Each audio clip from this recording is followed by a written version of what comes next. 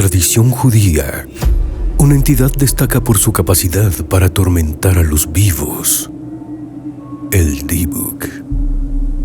Este espíritu errante, atrapado entre dos mundos, ha sido motivo de temores y leyendas, pero en los últimos tiempos ha cobrado nueva vida con la aparición de las cajas Dybbuk, objetos supuestamente malditos que despiertan el interés de curiosos y coleccionistas.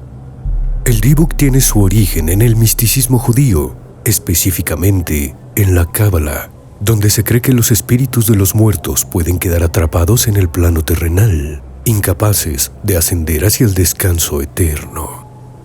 Estos espíritus errantes, en lugar de seguir caminando hacia la luz, permanecen vagando, buscando algo o alguien con quien conectarse.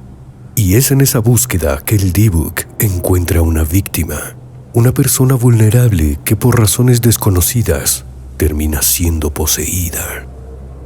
El término Dybbuk describe con precisión lo que hace esta entidad, pues una vez que se introduce en el cuerpo, se aferra a su esencia, alterando su comportamiento y causando un profundo sufrimiento. La víctima puede experimentar trastornos físicos y mentales, transformando su vida en un caos. No es un simple espectro que asusta en la oscuridad, es una presencia que invade, consume y que no se irá fácilmente.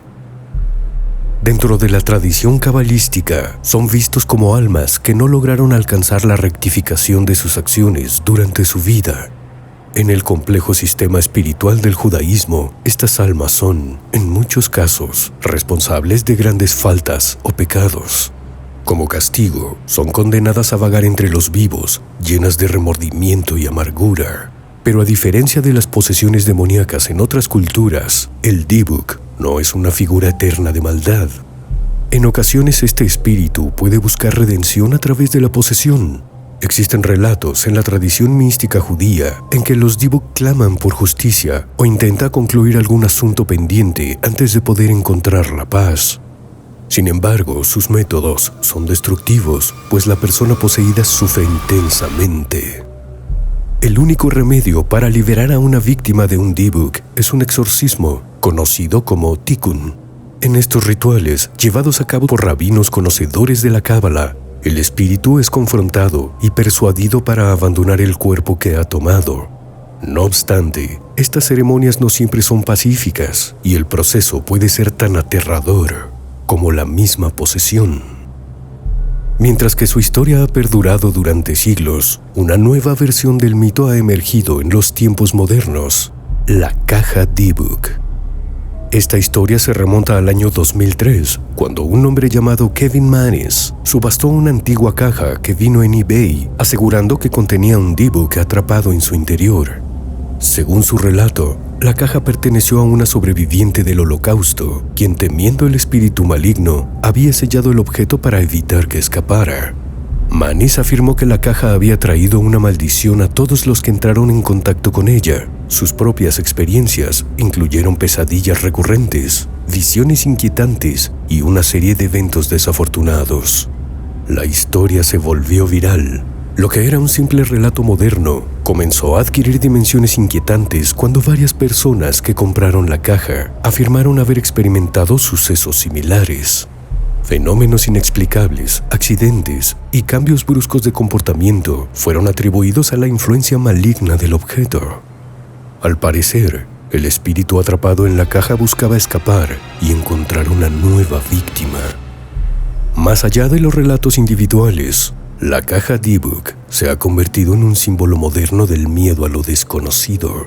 En un mundo donde la ciencia y la tecnología dominan, la idea de un objeto que contiene un espíritu maligno resulta fascinante.